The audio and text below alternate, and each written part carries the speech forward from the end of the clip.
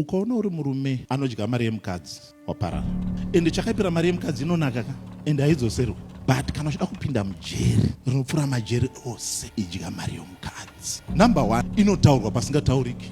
Ndakavapa mari yako, ndakavapa mari ko mari yangu here, pane payo hanzvadzi dzake izvozvi mata yangu yakafa ndindakatozovapa mari yomukadzi. Muri kuona kanyariro kamaita kanondiratidza kuti imimi muri kusheya.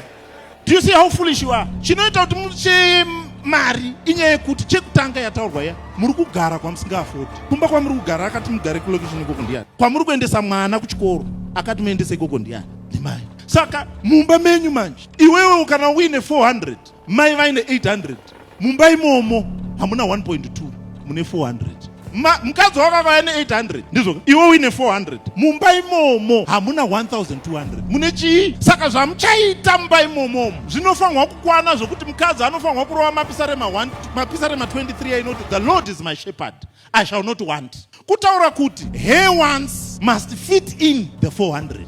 The psalm is not saying I shall not need. Women will always have needs, but wants must be met in the 400. The moment you are living beyond your means, ndo secret yekukamburirwa mukadzi. Rarama upenyu husingafoti. Kana uchida hamriudze izvi secret iwo kana wakazvipira ndoda kuti mukadzi wangu akamburwa, secret yacho rarama upenyu husingafoti, because vanoafoda upenyu hwaanoda vanouya.